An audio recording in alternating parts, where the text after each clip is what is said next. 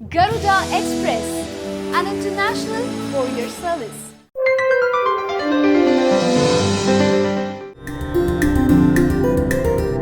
చైత్రశుద్ధ పాడ్యమి రోజున ఆ బ్రహ్మదేవుడు సృష్టిని ప్రారంభించాడని నమ్ముతారు. మత్స్యావతారము ధరించిన విష్ణువు సోమకుని సంహరించి వేదాలను బ్రహ్మకప్పగించిన సందర్భంగా ఉగాది ఆచరణలోనికి వచ్చినని పురాణ ప్రతీతి. బ్రహ్మదేవుడు ఈ జగత్తును చైత్రమాస శుక్లపక్ష ప్రథమ దినాన సూర్యోదయ వేళ సమగ్రంగా సృష్టించాడంటారు. అంటే కాలగణాన్ని, గ్రహ నక్షత్ర ఋతు మాస వర్షాధికులను బ్రహ్మదేవుడు ఈనాడే వర్తింపజేశాడన్నది పెద్దల భావన. అంతేకాదు వసంత ఋతువు కూడా అప్పుడే మొదలవుతుంది. అందుకే కొత్త జీవితానికి నాందిగా ఉగాది పండుగను జరుపుకుంటారు. శాలివాహనుడు పట్టాభిషక్తుడైన దినం కారణంగా ఈ పండుగ ప్రాశస్త్యంలోకి వచ్చిందని మరొక గాథ. ఉగాది మరియు యుగాది అనే రెండు పదాలు వాడుకలో ఉన్నాయి. ఉగా అనగా నక్షత్ర గమనం. నక్షత్ర గమనానికి ఆది ఉగాది అంటే సృష్టి ఆరంభమైన దినమే ఉగాది. యుగము అనగా ద్వయము లేదా జంట అని కూడా అర్థం. ఉత్తరాయణ దక్షిణాయనంలోనే ఆయన ద్వయ సంయుతం యుగం అంటే సంవత్సరం. ఆ యుగానికి ఆది అంటే సంవత్సరాది, అదే యుగాది. యుగాది శబ్దానికి ప్రతిరూపమైన ఉగాదిగా వ్యవహృతమైనది.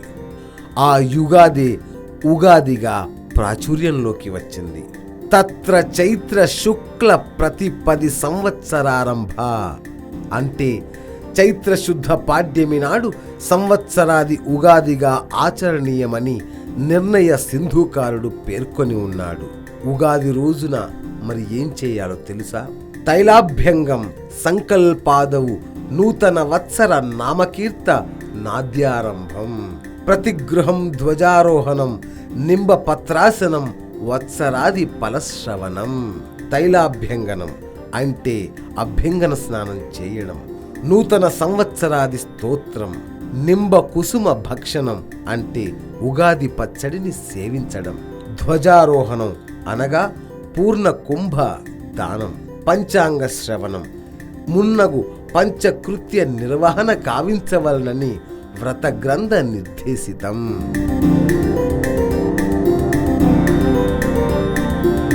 ప్రతి సంవత్సరం చైత్రమాసంలో శుక్ల పక్షంలో పాడ్యమి తిథి నాడు ఈ ఉగాది పండుగను జరుపుకుంటారు. నిర్ణయ సింధు, ధర్మ సింధువులలో దీనికి సంబంధించిన ప్రమాణాలు కనిపిస్తున్నాయి.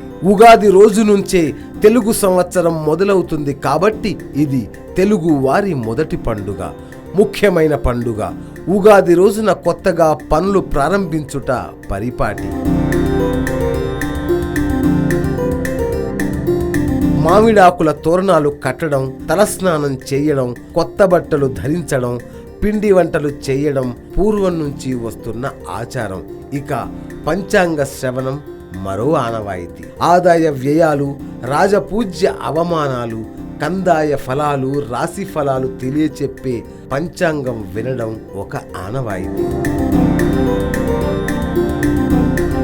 పల్లెల్లో రైతులు ఉగాది రోజున అక్కడి దేవాలయం వద్ద అంతా చేరి పురోహితుడిని రప్పించి తమ వ్యవసాయానికి ఏ కార్తెలో వర్షం పడుతుంది, గ్రహణాలు ఏమైనా ఉన్నాయా, ఏరువాక ఎప్పుడు సాగాలి వంటివన్నీ అడిగి తెలుసుకుంటారు. పంచాంగ శ్రవణం వల్ల రానున్న మంచి చెడులను స్వీకరించగలరని, పంచాంగ శ్రవణం చాలా మంచిదని మన పెద్దలు చెప్పడం జరిగింది. మనకు తెలుగు సంవత్సరాలు ప్రభవతో మొదలుపెట్టి అక్షయనామ సంవత్సరం వరకు గల 60 సంవత్సరములలో మానవులు తాము జన్మించిన నామ సంవత్సరాన్ని వారి జన్మాంతర సుకృతాలను బట్టి జీవితంలో ఒక్కసారో 2 సార్లు చూస్తుంటారు. అందువల్లనే వారు జన్మించిన 60 సంవత్సరములకు తిరిగి ఆ నామ సంవత్సరం వచ్చినప్పుడు అది ఒక పర్వదినంగా భావించి షష్ఠి పూర్తి ఉత్సవాన్ని వైభవంగా చేసుకుంటూ ఉంటారు.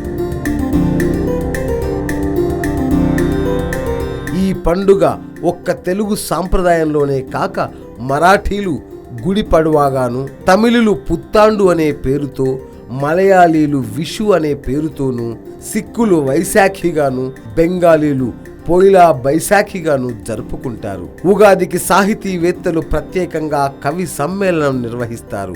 కొత్త పాత కవుల నవభావన, పాత ఒరవళ్ళు కలిపి కొత్త కొత్త పద్యాలు, కవితలు తయారు చేసి చదువుతారు.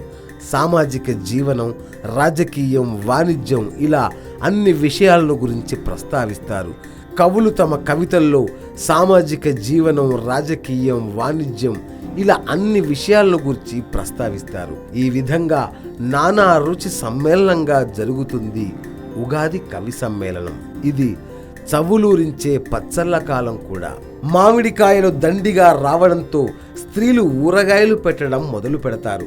వర్షాకాలం, చలికాలానికి ఉపయోగించుకోవడానికి వీలుగా మామిళ్లను, ఇతర కాయలను ఎండబెట్టి ఊరవేస్తారు. తెలుగువారిళ్లలో ప్రత్యేకంగా చెప్పుకోవలసింది ఆవకాయ.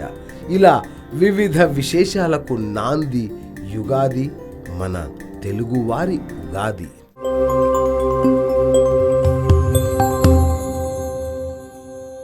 హాయ్ యోయో వ్యూవర్స్, సబ్స్క్రైబ్ చేసేటప్పుడు అక్కడ ఉండే గంట సింబల్ను ప్రెస్ చేయడం మర్చిపోవద్దు.